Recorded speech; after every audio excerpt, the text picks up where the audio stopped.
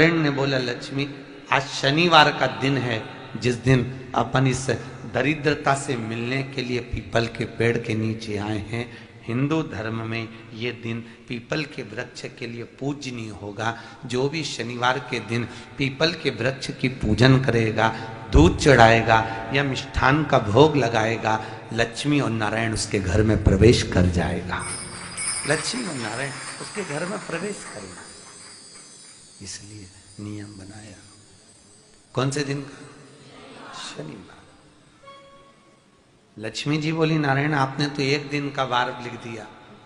शंकर जी ने 7 वार बनाए हैं, रविवार, सोमवार, मंगल, बुध, गुरु, शुक्र और शनि।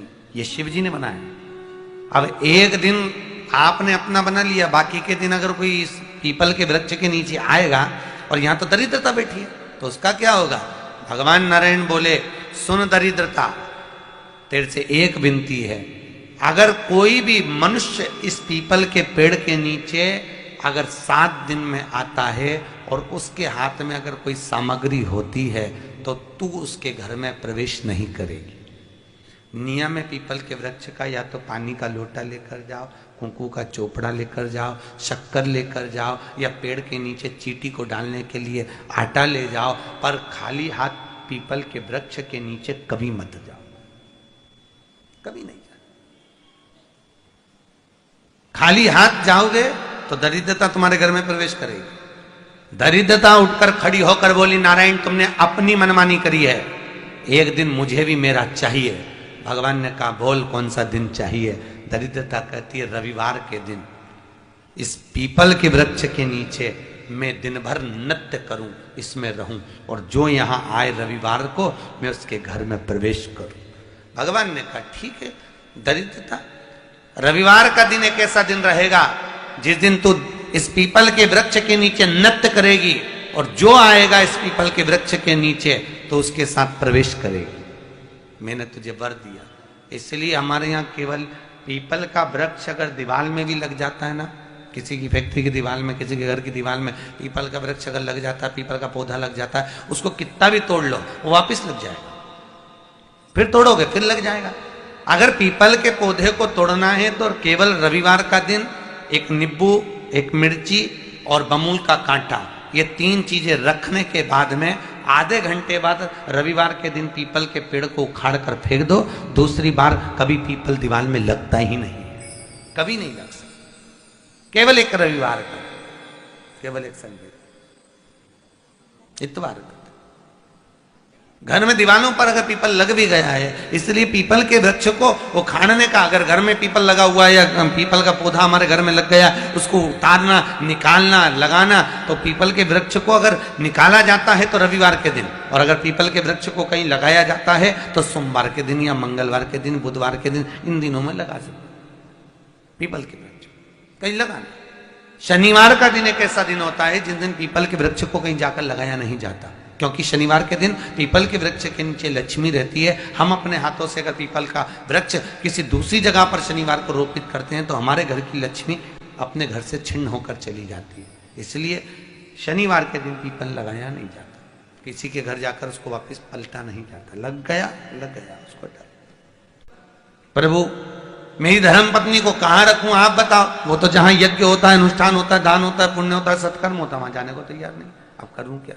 भगवान ने बोला, एक काम करो। दुर्वासा जी बोले, जिसके यहां रात्रि में बर्तन झूठे पड़े रहते हो, उसके घर में इस दरिद्रता को लेकर तुम प्रवेश कर जाना। जिसके यहां रात्रि में बर्तन झूठे पड़े हो वहां लेकर प्रवेश कर जाओ। दूसरी जगह दुर्वासा जी बोले, जो स्त्री घर में दोपहर के समय पर सो रही हो उसके घर में इसको लेकर प्रवेश कर जाइए। जो स्त्री दोपहर के समय में घर पर सो रही हो, इस दरिद्रता को लेकर प्रवेश कर जाइए। तीसरा, जिसके यहां पर दरवाजे पर कांटे वाले पौधे लगे हों उस घर में इस दरिद्रता को लेकर प्रवेश कर जाइए। दरिद्रता, कितनी सुंदर बात कही है।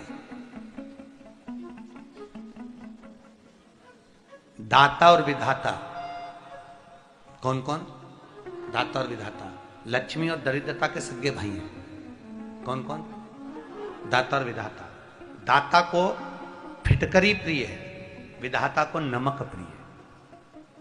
ये दोनों हमेशा लक्ष्मी को और दरिद्रता को दोनों को समझाते थे, दोनों में प्रेम बढ़ाते थे। आज भी हिंदू धर्म की रीति है, यहां तो ठीक है, जिसके यहां पर भी अगर थोड़ी सी भी परेशानी होती है, थोड़ा सा क्लेश होता है, अशांति होती है, लक्ष्मी नहीं टिक रही हो, काम नहीं बन रहे हो, बहुत प्रयास करा जा रहा हो और हमारा कार्य नहीं होता, तो क्या करते हैं? फिटकरी और नमक को पानी में डाल देते हैं और घर में पोछा लगा देते हैं। आप लोगों ने आजकल फेसबुक पे भी पढ़ा होगा, व्हाट्सएप पे भी पढ़ा होगा। तो क्यों लिखा उसमें? उसका कारण ही केवल इतना है कि दाता और विधाता की प्रियता उसमें। माता ख्याति के जो 4 बच्चे हुए, इसमें जो 2 लड़के हैं, दाता और विधाता, उसकी प्रियता उसकी पूर्णता उसकी। अब दुर्वासा जी बोले अपनी धर्म पत्नी को वहां लेकर, जहां कांटेदार पौधे लगे हों वहां पर लेकर प्रवेश कर जाइए। कांटेदार पौधों में उस दरिद्रता का निवास हो गया। कितना विचित्र कथा यहां वर्णन करी है। श्रीमद् भागवत के अंतर्गत जो वर्णन किया कि मृत्यु निश्चित है। काशी में जो शिव जी की स्थापना कौन ने करी? काशी में जो शंकर भगवान बैठे उनकी स्थापना करी थी शनि महाराज। किसने करी थी? शनि महाराज ने। क्योंकि भगवान शनि महाराज को उनकी माता के द्वारा श्रापित हो गए और शनि महाराज कांपने लगे। शनि महाराज कांपते कांपते, मैं जाऊं तो जाऊं कहां, करूं तो करूं क्या? महाराज शनि महाराज दौड़े और दौड़कर भगवान भोलेनाथ के पास पहुंचे। हे शंकर, त्रिकालदर्शी, कैलाशी, अविनाशी, कृपा करिए बाबा भोलेनाथ, कृपा करो। क्योंकि दुनिया में 33 करोड़ देवी देवता हैं जिनको शनि लग सकता है, केवल एक किसको छोड़कर? शिव को छोड़कर। राम जी को शनि लगा तो 14 वर्ष वनवास चले गए। कृष्ण को शनि लगा तो मथुरा छोड़कर द्वारका चले गए। शनि लगा। हनुमान जी को शनि लगा तो गुफा में बैठकर राम राम जपना पड़ा। शनि सबको लगता है, केवल शनि नहीं लगता तो एक मेरे महादेव को, मेरे भोले बाबा को नहीं लगता। शंकर के पास में शनि आ गए। शनि ने आकर कहा, भोलेनाथ कृपा करिए बाबा, मैं बड़ा कष्ट में हूं, मैं करूं क्या? बाबा भोलेनाथ ने कहा, जा गंगा जी के तट पर काशी में जाकर एक शिवलिंग की स्थापना कर, उसकी आराधना कर और तेरा शरीर ठीक हो जाएगा, कष्ट नहीं भोगेगा। शनि महाराज ने काशी में जाकर शिव जी की स्थापना करी। आज भी नियम है, जिसको शनि लग जाता है एक काजल की डिब्बी ले लो और काजल की डिब्बी को 21 बार उतार कर उसको एकांत में जाकर, जंगल आदि में एकांत में किसी पेड़ के नीचे इतना सा खड्डा खोद कर उसमें काजल की डिब्बी को डाल दो और मिट्टी से पूर दो, उस व्यक्ति का शनि समाप्त हो जाता है। काशी विश्वनाथ का नाम लेकर काजल की डिब्बी को 21 बार उतार कर अगर काशी विश्वनाथ का नाम लेकर शनि वाले व्यक्ति को अगर पेड़ के नीचे दबा दे, शनि समाप्त। शनि उसको परेशान नहीं कर सकता। काशी कितनी मूलता है। शिव साधारण नहीं है। शिव महापुराण में पार्वती जी ने भगवान शंकर से एक प्रश्न किया था, एक छोटे से बालक के, अभिमन्यु के लिए। पार्वती जी बोली थी, बाबा छोटा सा बालक है,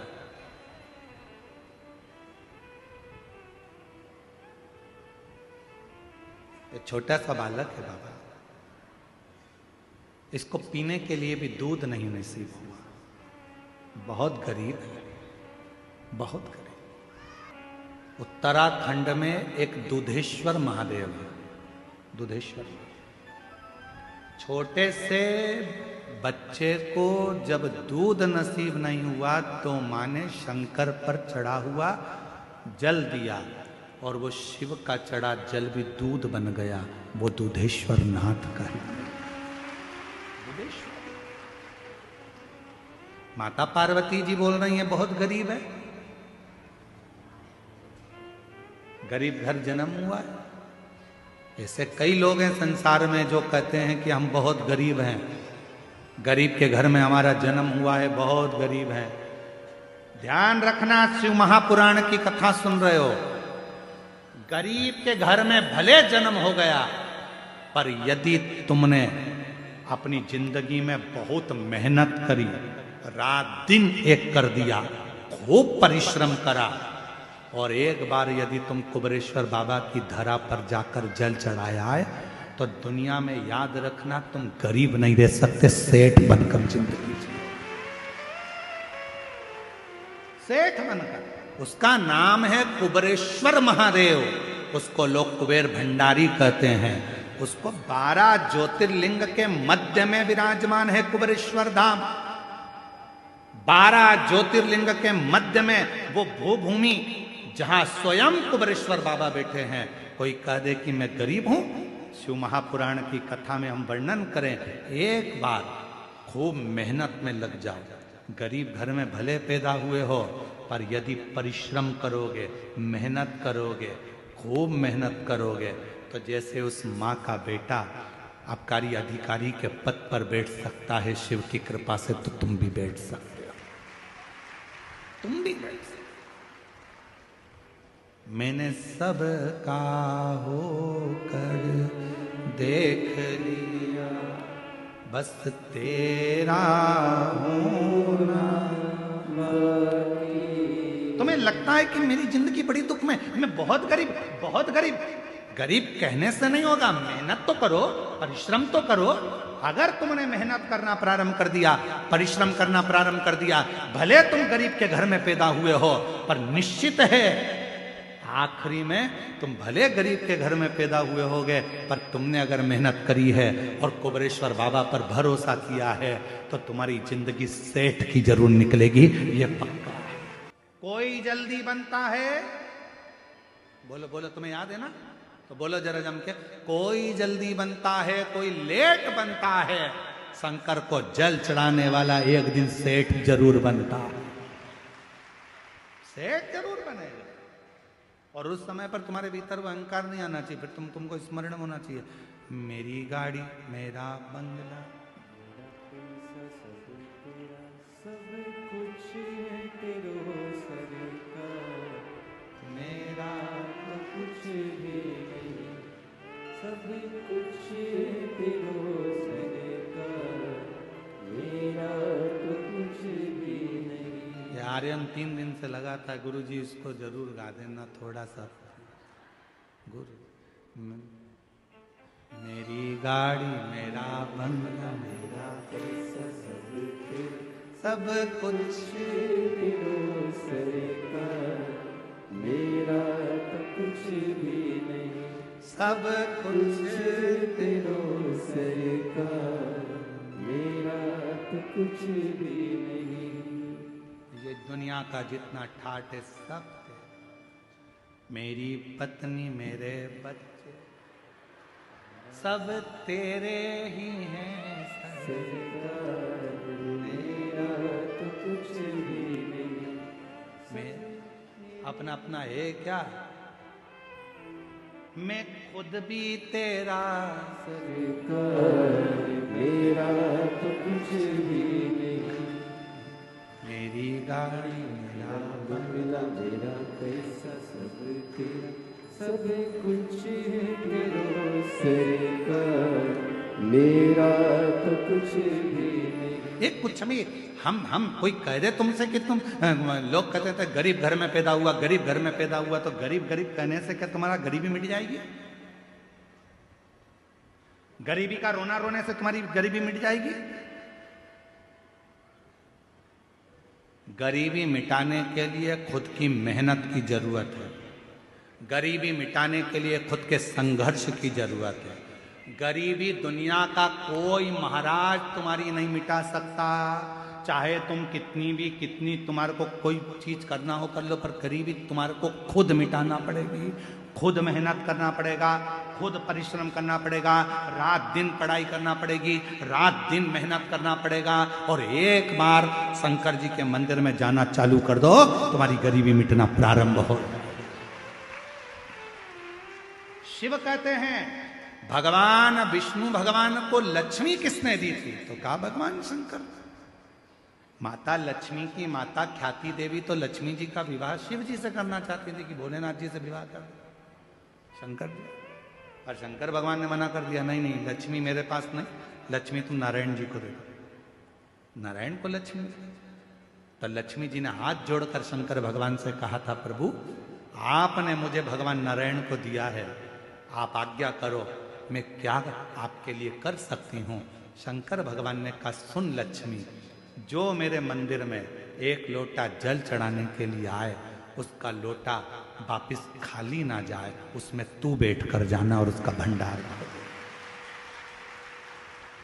इसीलिए स्युमा पहले के लोग अपने मंदिर का ही पानी उठाकर, मंदिर का ही लोटा उठाकर मंदिर की बाल्टी में से पानी भरकर शिव जी को चढ़ाते थे। बोलो चढ़ाते थे कि नहीं चढ़ाते थे? पहले के लोग मंदिर के नल में से पानी भरते मंदिर में ही चढ़ा देते थे।